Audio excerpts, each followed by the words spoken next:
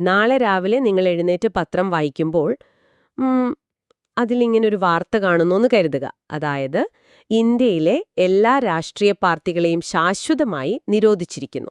ശരിക്കും ആരെന്നും ഞെട്ടും. അതെ. ഇനി മുതൽ തെരഞ്ഞെടുപ്പുകളിൽ കൊടികളില്ല, ചിഹ്നങ്ങളില്ല, നേതാക്കന്മാരില്ല. പകരം നമ്മൾ ഈ വലിയ കോർപ്പറേറ്റ് കമ്പനികളിലൊക്കെ ഒരു സിഇഒയെ തെരഞ്ഞെടുക്കില്ലേ? കടുത്ത ഇന്റർവ്യൂ ഒക്കെ നടത്തി. അതെ അതെ. അതുപോലെ കടുത്ത പരീക്ഷകളിലൂടെയും ഇന്റർവ്യൂകളിലൂടെയുമാണ് ഇനി മുതൽ മന്ത്രിമാരെ നിയമിക്കാൻ പോകുന്നതെന്ന് കേട്ടാൽ എന്താ പറയാ, ഒരു സയൻസ് ഫിക്ഷൻ സിനിമയിലെ കഥ പോലെ തോന്നില്ലേ? തീർച്ചയായും. ഒറ്റനോട്ടത്തിൽ ഇതൊരു സങ്കല്പമായി തോന്നാം. പക്ഷേ യാഥാർത്ഥ്യം എന്താന്ന് വെച്ചാൽ ഇതൊരു സിനിമയുടെ കഥയല്ല. അല്ല. അത് നമ്മൾ ഇന്ന് ഈ ഡീപ് ഡൈവിലെ വിശകലനം ചെയ്യാൻ പോകുന്ന പുതിയ രേഖകൾ മുന്നോട്ട് വയ്ക്കുന്ന ഒരു ആശയമാണിത്. അതായത് നവഭാരത മാതൃക, ഭരണസംവിധാന ചട്ടക്കൂട്. ശരിക്കും പറഞ്ഞാൽ നിലവിലുള്ള രാഷ്ട്രീയ വ്യവസ്ഥിതിയെ അടിമുടി പൊളിച്ചെഴുതുന്ന ഒരു ബ്ലൂ പ്രിന്റാണിത്. അതെ. ഈ പുതിയ രേഖ മുന്നോട്ട് വയ്ക്കുന്ന ആശയങ്ങൾ എന്തൊക്കെയാണെന്നും നമ്മുടെ പരമ്പരാഗത രാഷ്ട്രീയ സങ്കല്പങ്ങളെ അവ എങ്ങനെയാണ് മാറ്റിമറിക്കുന്നതെന്നും മനസ്സിലാക്കുക എന്നതാണ് ഇന്നത്തെ ഈ വിശകലനത്തിലൂടെ നമ്മൾ ലക്ഷ്യമിടുന്നത്.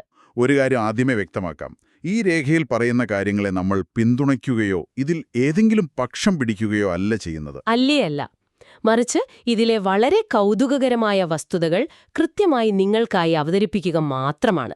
അപ്പോ നമുക്ക് ഈ പാർട്ടികളുടെ നിരോധനത്തിൽ നിന്ന് തന്നെ തുടങ്ങാമല്ലേ? തുടങ്ങാം. പാർട്ടികൾ പോയി, കൊടികൾ പോയി. പകരം സ്വന്തം യോഗ്യതയുടെ അടിസ്ഥാനത്തിൽ മാത്രം ഓരോ വ്യക്തിയും സ്വതന്ത്രനായി മത്സരിക്കണമെന്നാണ് രേഖ പറയുന്നത്. അതുവഴി ഈ പണക്കൊഴുപ്പിന്റെ അടിസ്ഥാനത്തിലുള്ള മുതലാളിത്ത ഭരണവും പിന്നെ അധികാരത്തിലെ മക്കളുവാഴ്ചയും ഒക്കെ ഇല്ലാതാകുമെന്ന് അവർ അവകാശപ്പെടുന്നു. ശരിയാണ്. പക്ഷെ എനിക്ക് മനസ്സിലാവാത്തൊരു കാര്യം ഈ യോഗ്യതാ മാനദണ്ഡങ്ങളാണ്. അതായത് മത്സരിക്കാനുള്ള പ്രായം 25 മുതൽ 55 വയസ്സുവരെ മാത്രമായി ചുരുക്കിയിരിക്കുന്നു. 55ാം ജന്മദിനത്തിൽ നിർബന്ധിത വിരമിക്കൽ. നിലവിലെ രാഷ്ട്രീയത്തില് 55 വയസ്സൊക്കെ എന്ന് പറഞ്ഞാൽ ഒരു വ്യക്തിയുടെ ഏറ്റവും മികച്ച സമയമല്ലേ? അതെ, ഒരു യുവനേതാവ് എന്നുപോലും നമ്മൾ വിശേഷിപ്പിക്കാറുണ്ട് പലരെയും. അതാണ്. പിന്നെന്തിനാ 55 വയസ്സിൽ അവരെ നിർബന്ധിതമായി വിരമിക്കണം? സാധാരണഗതിയിൽ 55 വയസ്സ് എന്ന് പറയുന്നത് ഒരാളുടെ ബൗദ്ധികമായ മികച്ച സമയമാണ്. അത് ശരിയാണ്. എന്നാൽ ഈ രേഖ മുന്നോട്ട് വയ്ക്കുന്ന യുക്തി മറ്റൊന്നാണ്. ഓഹോ, എന്താണത്? ഇന്ന് ലോകക്രമവും സാങ്കേതിക വിദ്യയും അതിവേഗത്തിലാണ് മാറിക്കൊണ്ടിരിക്കുന്നത്. ഈ ആർട്ടിഫിഷ്യൽ ഇന്റലിജൻസും ഡിജിറ്റൽ സാമ്പത്തിക വ്യവസ്ഥയുമൊക്കെ ഭരിക്കുന്ന ഒരു ലോകത്ത് ആ മാറ്റങ്ങളെ വേഗത്തിൽ ഉൾക്കൊള്ളാൻ ഭരണത്തിൽ നിരന്തരമായൊരു തലമുറമാറ്റം അനിവാര്യമാണ് എന്നാണ് ഈ മാതൃക വാദിക്കുന്നത്. അതായത് ഒരു ജനറേഷണൽ ഷിഫ്റ്റ്. അതെ. 55 വയസ്സിന് ശേഷം അവർക്ക് രാഷ്ട്രീയത്തിൽ നിന്ന് പൂർണ്ണമായി മാറി നിൽക്കേണ്ടതില്ല. അവർക്ക് മികച്ച ഉപദേശകരാകാം. അഡ്വൈസേഴ്സായിട്ട് തുടരാം. തീർച്ചയായും. പക്ഷേ അതിവേഗം തീരുമാനങ്ങൾ എടുക്കേണ്ട നിർണായക പദവികളിൽ എപ്പോഴും പുതിയ തലമുറ വരണം. അതാണിതിന് പിന്നിലെ ശാസ്ത്രീയമായ കാഴ്ചപ്പാട്. ശരി, തലമുറ മാറ്റം നമുക്ക് അംഗീകരിക്കാം. പക്ഷെ അടുത്ത നിബന്ധന നോക്കൂ. വിദ്യാഭ്യാസ യോഗ്യതയുടെ കാര്യത്തിൽ അവരൊരു വലിയ വര വരച്ചിരിക്കുകയാണ്. അതെ, അതൊരു വലിയ മാറ്റമാണ്. വാർഡ് മെമ്പർക്ക് കുറഞ്ഞത് SSLC അല്ലെങ്കിൽ +2 അല്ലെങ്കിൽ ഡിഗ്രി നിർബന്ധമാണ്. ഇനി MLA, MP, മന്ത്രിമാർ എന്നിവർക്ക് അംഗീകൃത ബിരുദം വേണം. അതുമാത്രമല്ല, ആരോഗ്യവകുപ്പ്, സാമ്പത്തികം, ശാസ്ത്രം, സാങ്കേതികവിദ്യ, നിയമം തുടങ്ങിയ സുപ്രധാന വകുപ്പുകൾ ഭരിക്കണമെങ്കിൽ ആ വിഷയത്തിൽ PhD തന്നെ നിർബന്ധമാണ് എന്നാണ് പറയുന്നത്. അതെ, PhD നിർബന്ധമാക്കിയിട്ടുണ്ട്. എനിക്കൊരു സംശയമുണ്ട്. അതായത് ഒരുപാട് പുസ്തകങ്ങൾ വായിച്ച് PhD എടുത്ത ഒരാൾക്ക് നല്ലൊരു ഭരണാധികാരിയാകാൻ കഴിയുമോ? അതൊരു ന്യായമായ ചോദ്യമാണ്. അതിനൊക്കെ പുറമെ രേഖയിൽ പറയുന്ന മറ്റൊരു വിചിത്രമായ കാര്യമുണ്ട്. സ്ഥാനാർത്ഥിയുടെ മനുഷ്യത്വം, ദുരന്തമുഖത്തെ വിവേകം, ജനങ്ങളോടുള്ള സ്നേഹം, മനസ്സിൽ കപടതയില്ലായ്മ എന്നിവയൊക്കെ അളക്കുന്ന ഒരു മാനസിക വൈകാരിക പരീക്ഷ. ഇതെങ്ങനെ പ്രായോഗികമാകും? അവിടെയാണ് ശരിക്കും ഈ രേഖയുടെ ഒരു പ്രത്യേകത കിടക്കുന്നത്. ഒരാളുടെ ഹൃദയത്തിൽ സ്റ്റെതസ്കോപ്പ് വെച്ച് അയാളുടെ സ്നേഹവും മനുഷ്യത്വവും അളക്കാൻ പറ്റുമോ? ആളുകൾ വെറുതെ ഒരു പേപ്പറിൽ ടിക്ക് മാർക്കിട്ട് ഈ പരീക്ഷ പാസ്സാകില്ലേ? വളരെ പ്രസക്തമായൊരു ചോദ്യമാണത്. തീർച്ചയായും സ്നേഹവും മനുഷ്യത്വവും കേവലം ഒരു മൾട്ടിപ്പിൾ ചോയ്സ് ചോദ്യപേപ്പർ വെച്ച് അളക്കാൻ കഴിയില്ല. അവിടെയാണ് ആധുനിക സൈക്കോമെട്രിക് ടെസ്റ്റുകളുടെ പ്രസക്തി വരുന്നത്. അപ്പോ ഇതൊരു സാധാരണ പരീക്ഷയല്ല? അല്ല. ഈ രേഖ വിഭാവനം ചെയ്യുന്നത് വെറുമൊരു എഴുത്തുപരീക്ഷയല്ല, മറിച്ച് കടുത്ത സമ്മർദ്ദ സാഹചര്യങ്ങൾ കൃത്രിമമായി സൃഷ്ടിച്ചുകൊണ്ടുള്ള പരീക്ഷകളാണ്. അതായത് stress test scenarios. Stress test എന്ന് വെച്ചാൽ ഉദാഹരണത്തിന്, ഒരു വലിയ പ്രളയമോ മഹാമാരിയോ ഉണ്ടാകുന്ന ഒരു സാഹചര്യം സിമുലേറ്റ് ചെയ്യുന്നുവെന്ന് കരുതുക. അവിടെ ബജറ്റിലെ പണമാണോ അതോ മനുഷ്യന്റെ ജീവനാണോ വലുത് എന്ന് തീരുമാനിക്കേണ്ടി വരുമ്പോൾ ഒരു സ്ഥാനാർത്ഥി എങ്ങനെ പ്രതികരിക്കുന്നു എന്ന് ശാസ്ത്രീയമായി അളക്കാൻ കഴിയും. അപ്പോൾ അതൊരു പ്രാക്ടിക്കൽ ടെസ്റ്റ് പോലെയായിരിക്കും. അതെ. അധികാരത്തോട് ആർത്തിയുള്ള അല്ലെങ്കിൽ സഹാനുഭൂതിയില്ലാത്ത ആളുകൾ അധികാരത്തിൽ വരുന്നത് തടയാൻ ഇത്തരം ഡിജിറ്റൽ സൈക്കോളജിക്കൽ പ്രൊഫൈലിംഗ് ഇന്ന് ലോകത്ത് പലയിടത്തും കോർപ്പറേറ്റ് തലത്തിൽ ഉപയോഗിക്കുന്നുണ്ട്. കോർപ്പറേറ്റുകൾ ഇത് ചെയ്യാറുണ്ട്. അതിനെ രാഷ്ട്രീയത്തിലേക്ക് കൊണ്ടുവരികയാണ് ഈ മാതൃക ചെയ്യുന്നത്. വെറും PhD എന്ന ബുദ്ധിശക്തിക്കപ്പുറം അവർക്ക് വൈകാരിക ബുദ്ധി, അതായത് ഇമോഷണൽ ഇന്റലിജൻസ് ഉണ്ടെന്നുറപ്പാക്കാനാണിത്. കേൾക്കുമ്പോൾ വളരെ കൗതുകം തോന്നുന്നുണ്ട്. അപ്പോൾ നമ്മൾ ഈ മാനസിക പരീക്ഷയും PhDയും ഒക്കെ പാസ്സായ വൈകാരിക ബുദ്ധിയുള്ള കുറേ മിടുക്കന്മാരെ കണ്ടെത്തിയെന്ന് കരുതുക. പക്ഷേ ഇവരൊപ്പം വലിയ ബുദ്ധിജീവികളല്ലേ? ആയിരിക്കും. സാധാരണക്കാരുടെ, പ്രത്യേകിച്ച് താഴെത്തട്ടിലുള്ള കൂലിപ്പണിക്കാരന്റെ പ്രശ്നങ്ങൾ ഇവർക്ക് മനസ്സിലാവുമോ? നമ്മൾ ഇത്രയും നാൾ കണ്ടുവന്ന ജനാധിപത്യം അവിടെ അവസാനിക്കുകയല്ലേ? അത് പലർക്കും തോന്നാവുന്നൊരു ആശങ്കയാണ്. ഇവരെ എങ്ങനെയാണ് തെരഞ്ഞെടുക്കുന്നത് എന്നതിലേക്ക് വരുമ്പോഴാണ് എന്റെ ഈ സംശയം കൂടുതൽ ബലപ്പെടുന്നത്. കാരണം ഈ രേഖ പറയുന്നത് ഇതൊരു ദ്വിതല തെരഞ്ഞെടുപ്പ് പ്രക്രിയയാണെന്നാണ്. 2 ടയർ ഇലക്ഷൻ. അവിടെയാണ് ഈ മാതൃകയിലെ ഏറ്റവും മികച്ച സന്തുലിതാവസ്ഥ ഒളിഞ്ഞിരിക്കുന്നത്. നിങ്ങൾ പറഞ്ഞതുപോലെ കേവലം പരീക്ഷ പാസായ ബുദ്ധിജീവികൾ മാത്രം ഭരിച്ചാൽ അത് ജനാധിപത്യമാവില്ല. അല്ല, ഒരിക്കലുമല്ല. അതൊരു ടെക്നോക്രസിയായി മാറും. അതൊഴിവാക്കാനാണ് 2 ഘട്ടങ്ങളുള്ള തെരഞ്ഞെടുപ്പ് ഇവർ മുന്നോട്ട് വയ്ക്കുന്നത്. ആദ്യഘട്ടം അല്ലെങ്കിൽ സ്റ്റേജ് 1 എന്ന് പറയുന്നത് ഒരു ഫിൽട്ടറിംഗ് ആണ്. എന്ത് തരം ഫിൽട്ടറിംഗ്? ഭരണഘടന, നിയമം, സമ്പദ്വ്യവസ്ഥ, പരിസ്ഥിതി എന്നിവയിലൊക്കെ ഒരു കടുത്ത പ്രവേശന പരീക്ഷ നടത്തി ഏറ്റവും ഉയർന്ന മാർക്ക് നേടുന്ന 10 പേരെ മാത്രം കണ്ടെത്തുന്നു. അതായത് അടിസ്ഥാന അറിവില്ലാത്തവരെ അവിടെ വെച്ച് തന്നെ പുറത്താക്കുന്നു. ഓക്കെ, അപ്പോൾ ടോപ്പ് 10 ആളുകൾ വന്നു. എന്നിട്ട് സ്റ്റേജ് 2-ൽ എന്ത് സംഭവിക്കും? സ്റ്റേജ് 2-ൽ ഈ 10 പേരിൽ നിന്ന് ഏറ്റവും മികച്ചയാളെ ജനങ്ങൾ വോട്ട് ചെയ്ത് തെരഞ്ഞെടുക്കുന്നു. അവിടെയാണ് യഥാർത്ഥ ജനാധിപത്യം പ്രവർത്തിക്കുന്നത്. അപ്പൊ ജനങ്ങൾക്ക് റോളുണ്ട്. തീർച്ചയായും. പരീക്ഷ വഴി കഴിവില്ലാത്തവരെ സിസ്റ്റം പുറത്താക്കുന്നു. എന്നാൽ ബാക്കിയുള്ള 10 പേരിൽ നിന്ന് ജനങ്ങളോട് ചേർന്നു നിൽക്കുന്ന ജനസമ്മതനായ ആളെ വോട്ടിംഗ് വഴി കണ്ടെത്തുന്നു. രണ്ടിന്റെയും ഗുണങ്ങൾ ഒത്തുചേരുകയാണിവിടെ. പക്ഷെ ഇവിടെ ഞാനൊരു ചെറിയ കുരുക്ക് കാണുന്നുണ്ട്. ഈ പറയുന്ന 10 പേരെയും ജനങ്ങൾക്ക് ഇഷ്ടപ്പെട്ടില്ലെങ്കിലോ? അതായത് 10 പേർക്കും വോട്ട് കൊടുക്കാൻ താൽപ്പര്യമില്ലെങ്കിൽ? അതെ, ജനങ്ങൾ ഇവരെ 10 പേരെയും വോട്ട് ചെയ്ത് വിജയിപ്പിച്ചില്ലെങ്കിൽ എന്ത് സംഭവിക്കും? ഈ രേഖയിൽ ജനങ്ങൾക്ക് റൈറ്റ് ടു റിജക്ട് അഥവാ പൂർണ്ണമായി തിരസ്കരിക്കാനുള്ള അവകാശമുണ്ട് എന്ന് പറയുന്നുണ്ട്. കൃത്യമായി പറയുന്നുണ്ട്. അങ്ങനെ ജനങ്ങൾ ഈ 10 പേരെയും നിരസിച്ചാൽ സംസ്ഥാനത്തിന്റെ ഭരണ സംവിധാനം നിശ്ചലമാകില്ലേ? പിന്നെ ആരു നാടു ഭരിക്കും? അതൊരു മികച്ച പോയിന്റാണ്. ഈയൊരു സാഹചര്യത്തെപ്പറ്റിയും രേഖയിൽ വ്യക്തമായ സൂചനകളുണ്ട്. ജനങ്ങൾ ഈ 10 പേരെയും തിരസ്കരിച്ചാൽ അത് നിലവിലെ വ്യവസ്ഥിതിക്കുള്ള ഒരു വലിയ മുന്നറിയിപ്പാണ്. അതെ. ആ സാഹചര്യത്തിൽ വീണ്ടും പുതിയൊരു തെരഞ്ഞെടുപ്പ് പ്രക്രിയ ആരംഭിക്കും. അതുവരെ താൽക്കാലികമായി ഭരണനിർവഹണം ഉദ്യോഗസ്ഥ തലത്തിലേക്ക്, അതായത് ബ്യൂറോക്രാറ്റിക് കൺട്രോളിലേക്ക് മാറും. ഉദ്യോഗസ്ഥർ ഭരിക്കും. അതെ. ഈയൊരു റിസ്ക് ഉള്ളതുകൊണ്ട് തന്നെ ആദ്യഘട്ടത്തിൽ പരീക്ഷ എഴുതാൻ വരുന്നവർ കേവലം ബുദ്ധിജീവികൾ മാത്രമല്ല, ജനസമ്മതിയുള്ളവരും കൂടിയായിരിക്കാൻ സിസ്റ്റം സ്വയം നിർബന്ധിതമാകും. അപ്പോൾ അത് ജനങ്ങളുടെ ഏറ്റവും വലിയൊരു ആയുധമായി മാറുമല്ലേ? തീർച്ചയായും. ശരി, ഒരു തെരഞ്ഞെടുപ്പ് നടന്നു, ഒരാൾ വൻ ഭൂരിപക്ഷത്തോടെ വിജയിച്ചു എന്ന് കരുതുക. ഈ പുതിയ ഭരണമാതൃകയിലെ അധികാരഘടന നിലവിലെ സംവിധാനത്തിൽ നിന്ന് തികച്ചും വ്യത്യസ്തമാണ്. ഇതിൽ പറയുന്നൊരു കാര്യം ഏക ചുമതല വ്യവസ്ഥ അഥവാ സിംഗിൾ പോർട്ട്ഫോളിയോ സിസ്റ്റമാണ്. അതെ, ഒരാൾക്ക് ഒരു വകുപ്പ് മാത്രം. അതായത് മുഖ്യമന്ത്രിയോ പ്രധാനമന്ത്രിയോ മറ്റു വകുപ്പുകളൊന്നും കൈകാര്യം ചെയ്യില്ല. അവർ വെറും കോർഡിനേറ്റർമാർ മാത്രം. ശരിയാണ്. എന്നാൽ എന്നെ ശരിക്കും ചിന്തിപ്പിച്ചത് രണ്ടാമത്തെ കാര്യമാണ്. വോട്ടെടുപ്പിൽ പരാജയപ്പെട്ട ആ മറ്റ് 9 പേരുണ്ടല്ലോ. ആ 10 പേരിൽ തോറ്റ ബാക്കി 9 പേർ. അതെ, അവരെ ഒരു ഉപദേശക സമിതിയാക്കി മാറ്റുന്നു. അവർക്ക് ഭരണാധികാരികളെ ഓഡിറ്റ് ചെയ്യാനുള്ള അധികാരവും നൽകുന്നു. ഇതൊരു വിചിത്രമായ ഐഡിയ അല്ലേ? കേൾക്കുമ്പോൾ അങ്ങനെ തോന്നും. എനിക്ക് ഓർമ്മ വരുന്നതൊരു ക്രിക്കറ്റ് മാച്ചാണ്. ആലോചിച്ചു നോക്കൂ.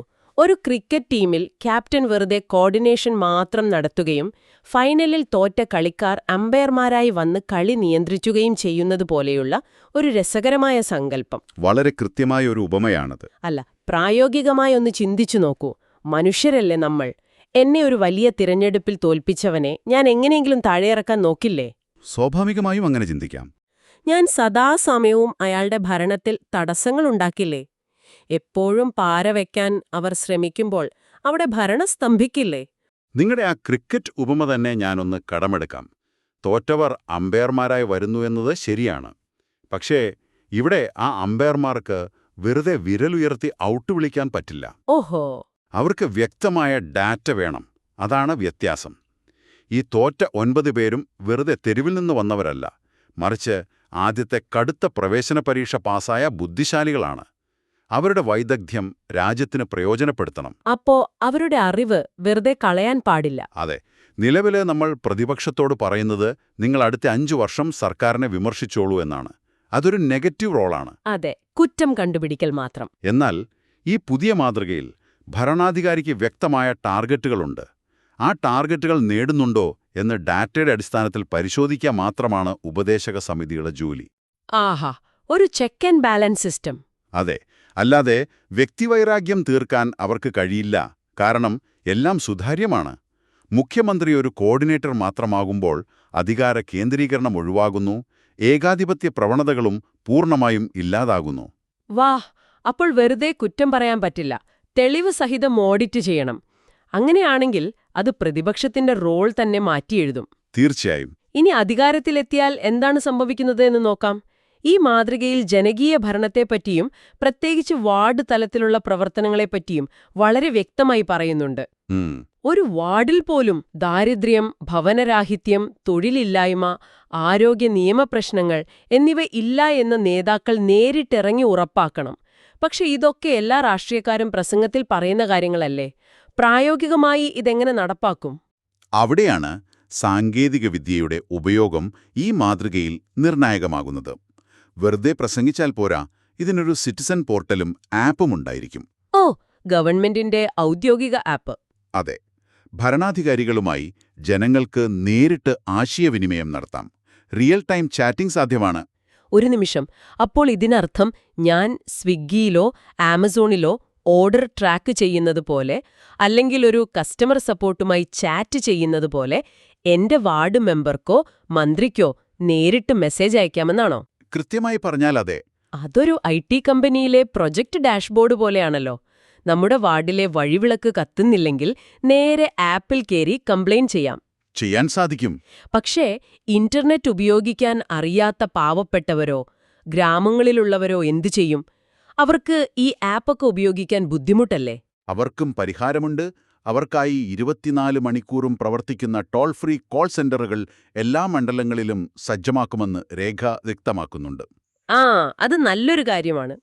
ഇതിലെ ഏറ്റവും പ്രധാനപ്പെട്ട കാര്യം, ഭരണാധികാരികൾ ആദ്യ വർഷം തന്നെ അടുത്ത 5 വർഷത്തേക്കുള്ള ലക്ഷ്യങ്ങൾ പ്രഖ്യാപിക്കണമെന്നതാണ്. Performance targets. എന്നിട്ട് ഓരോ വർഷവും ഈ ലക്ഷ്യങ്ങളിൽ എന്തു പുരോഗതിയുണ്ടായി എന്ന് കാണിച്ച് ജനങ്ങൾക്ക് ഒരു റിപ്പോർട്ട് കാർഡ് നൽകണം. തെളിവധിഷ്ഠിത ഭരണം അഥവാ എവിഡൻസ് ബേസ്ഡ് ഗവേണൻസ് എന്ന ആശയമാണിത്. അതായത് വെറുതെ തള്ളുപോരാ. അതെ. ഞാനൊരു റോഡ് പണിതു എന്ന് പറഞ്ഞാൽ പോരാ. ആ റോഡ് വന്നതുകൊണ്ട് ആ വാർഡിലെ വ്യാപാരം 15% വർദ്ധിച്ചു എന്ന് ഡേറ്റ സഹിതം ജനങ്ങളെ ബോധ്യപ്പെടുത്തണം. ഇതൊരു സ്വപ്നലോകം പോലെ തോന്നുന്നുണ്ട്. എല്ലാം വളരെ സുതാര്യം. പക്ഷേ നമുക്ക് യാഥാർത്ഥ്യത്തിലേക്ക് വരാം. മനുഷ്യരുടെ ആർത്തി അല്ലെങ്കിൽ അത്യാഗ്രഹം. എവിടെ അധികാരമുണ്ടോ അവിടെ അഴിമതിയും കാണും.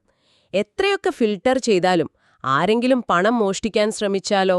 അത് സംഭവിക്കാം. ഈ മാതൃക മുന്നോട്ട് വയ്ക്കുന്ന അഴിമതി വിരുദ്ധ ശിക്ഷാ നടപടികൾ ശരിക്കും ഞെട്ടിക്കുന്നതാണ്. ആരെങ്കിലും അഴിമതിയോ മോശം ഭരണമോ നടത്തിയാൽ ഈ ആപ്പിലൂടെയോ ടോൾ ഫ്രീ നമ്പറിലൂടെയോ ജനങ്ങൾക്ക് പരാതിപ്പെടാം. അതാണ് റൈറ്റ് ടു റീകോൾ അഥവാ തിരിച്ചു വിളിക്കാനുള്ള അവകാശം. അതെ. കുറ്റം തെളിഞ്ഞാലോ? ഉടനടി സ്ഥാനഭ്രഷ്ടനാക്കും, അഴിമതി നടത്തിയതിന്റെ ഇരട്ടി തുക പിഴയായി ഈടാക്കും, പിന്നെ ജയിൽ ശിക്ഷ. അതിനു പുറമെ ഭാവിയിൽ ഒരിടത്തും മത്സരിക്കാതിരിക്കാനുള്ള ആജീവനാന്ത വിലക്ക്. കർശനമായ ശിക്ഷയാണ്. ശരിക്കും പറഞ്ഞാൽ ഇതൊരു ആറ്റം ബോംബ് പോലത്തെ ശിക്ഷയാണ്. പക്ഷെ എന്ത് ചോദ്യം ഇതാണ്, ഇത്രയും ഭീകരമായ ശിക്ഷയുണ്ടെങ്കിൽ ആളുകൾ അഴിമതി നിർത്തുമോ? അതോ അവർ അത് മറച്ചുവെക്കാൻ പുതിയ ഹൈടെക് വഴികൾ, അതായത് ക്രിപ്റ്റോ കറൻസിയോ ബിനാമി അക്കൗണ്ടുകളോ ഒക്കെ ഉപയോഗിച്ച് കൂടുതൽ സുരക്ഷിതമായി അഴിമതി ചെയ്യാൻ പഠിക്കില്ലേ? ഈ ചോദ്യം സ്വാഭാവികമായും ഉയർന്നു വരാവുന്ന ഒന്നാണ്. ശിക്ഷ കടുത്തതാകുമ്പോൾ കുറ്റവാളികൾ പുതിയ വഴികൾ തേടും എന്ന് നമ്മൾ ചിന്തിക്കും. എന്നാൽ ഈ മാതൃകയിൽ അതത്ര എളുപ്പമല്ല. അതെന്താ അങ്ങനെ? കാരണം ഇവിടെ അഴിമതി തടയാൻ കേവലം ശിക്ഷ മാത്രമല്ല ഉള്ളത്, ഒരു പൂർണ്ണമായ ഇക്കോസിസ്റ്റം തന്നെയുണ്ട്. തിരഞ്ഞെടുപ്പിന് മുൻപ് സ്ഥാനാർത്ഥി തന്റെ ആസ്തി വെളിപ്പെടുത്തണം. മാത്രമല്ല, അത് ഓരോ വർഷവും സർക്കാർ കൃത്യമായി ഓഡിറ്റ് ചെയ്യും. Annual asset audit. എല്ലാ വർഷവും ചെക്കിംഗ് ഉണ്ട്. അതെ. കൂടാതെ നേരത്തെ നമ്മൾ പറഞ്ഞ ആ ഉപദേശക സമിതിയിലെ 9 പേരുണ്ടല്ലോ, അവർ സദാസമയവും ഈ ഭരണാധികാരിയുടെ ഫയലുകൾ ഓഡിറ്റ് ചെയ്തുകൊണ്ടിരിക്കുകയാണ്. ശരിയാണ്, അവർ കാത്തിരിക്കാടും. അതിനു പുറമെ ആയിരക്കണക്കിന് ജനങ്ങൾ ആപ്പിലൂടെ ഓരോ വികസന പ്രവർത്തനവും നിരീക്ഷിക്കുന്നു. ഈ 3 തലത്തിലുള്ള നിരീക്ഷണം മറികടന്ന് ഒരാൾക്ക് കോടിക്കണക്കിന് രൂപ ഒളിച്ചുവെക്കാൻ സാങ്കേതികമായി ഏറെക്കുറെ അസാധ്യമാണ്. അത് ശരിയാ. അഴിമതി എന്നത് വളരെ ഉയർന്ന അപകടസാധ്യതയുള്ളതും എന്നാൽ ഒട്ടും ലാഭകരമല്ലാത്തതുമായ ഒരു പ്രവൃത്തിയായി ഇവിടെ മാറുന്നു. High risk law reward. 5 വർഷം കൂടുമ്പോൾ മാത്രം ലഭിക്കുന്ന അധികാരം ജനങ്ങൾക്കെപ്പോൾ വേണമെങ്കിലും പ്രയോഗിക്കാം എന്ന അവസ്ഥയിലേക്ക് മാറുന്നു. ശരിക്കും ഈ രേഖകളിലൂടെ കടന്നുപോകുമ്പോൾ നമ്മൾ ഇതുവരെ കാണാത്ത പുതിയൊരു ലോകം തുറന്നു കിട്ടുന്നതുപോലെയാണ് എനിക്ക് തോന്നുന്നത്. അതെ, അതൊരു പുതിയ ചിന്താഗതിയാണ്. പണത്തിന്റെയും സ്വാധീനത്തിന്റെയും അടിസ്ഥാനത്തിലുള്ള ഇന്നത്തെ രാഷ്ട്രീയത്തെ ഇത് പൂർണ്ണമായും റദ്ദാക്കുന്നു.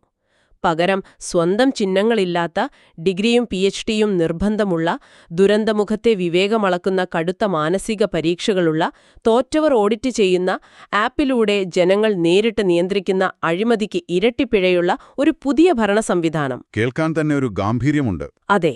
ഈ വിവരങ്ങൾ ഇത് കേൾക്കുന്ന നിങ്ങൾക്കെല്ലാവർക്കും ഇന്നത്തെ രാഷ്ട്രീയ വ്യവസ്ഥിതിയെ പുതിയൊരു കോണിലൂടെ വിലയിരുത്താൻ തീർച്ചയായും ഉപകരിക്കുമെന്ന് കരുതുന്നു.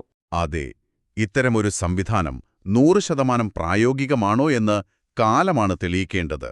എന്നാൽ നമ്മളെപ്പോഴും മെച്ചപ്പെട്ട ഒരു വ്യവസ്ഥിതിയെക്കുറിച്ച് ചിന്തിക്കേണ്ടതുണ്ട്. അതെ.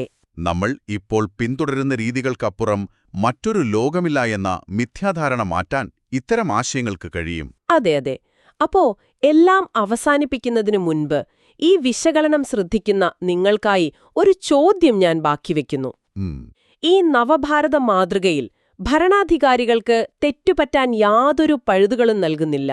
അവർ കടുത്ത പരീക്ഷകൾ പാസ്സാകണം, സൈക്കോളജിക്കൽ ടെസ്റ്റുകൾ നേരിടണം, 9 പേരാൽ നിരന്തരം ഓഡിറ്റ് ചെയ്യപ്പെടണം, ജനങ്ങളാൽ ആപ്പിലൂടെ നിരീക്ഷിക്കപ്പെടണം, ചെറിയ അഴിമതി ചെയ്താൽ പോലും ഇരട്ടി പിഴയും ആജീവനാന്ത വിലക്കും അനുഭവിക്കണം. അതെ, പഴുതുകളില്ല. എന്നാൽ മനുഷ്യസഹജമായ തെറ്റുകൾക്കും പോരായ്മകൾക്കും ഒട്ടും ഇടമില്ലാത്ത നിരന്തരമായ ഈ നിരീക്ഷണ സംവിധാനം കാലക്രമേണ വികാരങ്ങളില്ലാത്ത ഒരു നിർമ്മിത ബുദ്ധിയന്ത്രം പോലെയായി മാറുമോ? അതോ ഇതാണോ നമ്മൾ കാലങ്ങളായി കാത്തിരുന്ന യഥാർത്ഥവും കുറ്റമറ്റതുമായ ആത്യന്തിക ജനാധിപത്യം? ഈ വിഷയത്തെപ്പറ്റി നിങ്ങൾക്ക് തുടർന്നും സ്വയം അന്വേഷിക്കാവുന്നതാണ്. പുതിയൊരു വിഷയവും പുതിയ അറിവുകളുമായി മറ്റൊരു ഡീപ് ഡൈവ് വിശകലനത്തിൽ വീണ്ടും കാണാം. എക്കാലവും ഈ അറിവന്വേഷണത്തിൽ ഞങ്ങളോടൊപ്പം നിൽക്കുന്നതിന് നന്ദി.